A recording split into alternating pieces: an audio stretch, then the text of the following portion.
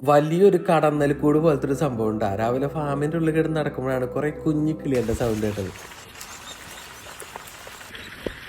കേട്ടില്ലേ, ഫിഞ്ചസിന്റെ ഒക്കെ പോലത്തെ സൗണ്ട് അല്ലേ. അപ്പൊ സൗണ്ട് കേട്ട് വന്നത് ഈ ഒരു മാവിന്റെ മേലെ നിന്ന് എനിക്ക് മനസ്സിലായിട്ടാ. അപ്പൊ നേരെ ഫാമിന്റെ ഗേറ്റ് ഒക്കെ തുറന്ന് പുറത്തേക്ക് കിടന്നു. കാരണം പുറത്തേക്ക് കിടന്നാലാണ് ആ മാവ് കറക്റ്റ് ആയിട്ട് കാണാൻ പറ്റുള്ളൂ. അവിടെ ആ ഒരു സൗണ്ട് അല്ലാണ്ട് വേറെ കിളികളൊന്നും ഞാൻ കണ്ടില്ല കേട്ടാ. അപ്പൊ ആ കൂടെ അതിന്റെ മേലുണ്ടെന്ന് എനിക്ക് ഏകദേശം മനസ്സിലായി. അങ്ങനെ അതിന്റെ ചുറ്റും കിടന്ന് നടന്നപ്പോഴാണ് ഞാൻ ആ ഒരു സംഭവം കണ്ടത് കേട്ടാ. അതിന്റെ ഉള്ളിൽ ഒരു കടന്നൽ കൂട് പോലത്തെ ഒരു കൂട്. ഈ ഒരു കൂട് എങ്ങനെ എന്ത് കിളിയുടെയാന്ന് എനിക്കറിയില്ല കേട്ടോ. നിങ്ങൾക്ക് അറിയെങ്കിൽ ഒന്ന് പറഞ്ഞോളൂ. ഇനി അത് കിളി ഉണ്ടാക്കിയതാണോ അല്ലെങ്കിൽ ആരെങ്കിലും ഉണ്ടാക്കിയിട്ട് അതിൻ്റെ ഉള്ളിൽ കിളി വന്ന് കൂട് കൂട്ടിയതാണോ എന്നറിയില്ല. അതിൻ്റെ അടിയിൽ എന്തായാലും ഒരു ഹോളുണ്ട്. ആ കൂടിൻ്റെ ഉള്ളിൽ നിന്നാണ് കേട്ടോ നമ്മുടെ ആ കിളിക്കുഞ്ഞുങ്ങളുടെ സൗണ്ട് കേൾക്കുന്നത്. സംഭവം അതിൻ്റെ ഉള്ളിൽ എന്താണെന്ന് അറിയാൻ എനിക്ക് നന്നായി ആഗ്രഹമാണ് കേട്ടോ. ഇനി നിങ്ങൾ പറയുകയാണെങ്കിൽ, നിങ്ങൾ നിർബന്ധിക്കുകയാണെങ്കിൽ, നിങ്ങൾക്ക് വേണമെങ്കിൽ ഞാൻ ആ മാവിൻ്റെ മേലെ കയറിയിട്ട് അതിൻ്റെ ഉള്ളിൽ എന്താണെന്നും എന്ത് കിളിക്കുഞ്ഞാണെന്നും നോക്കാട്ടാ.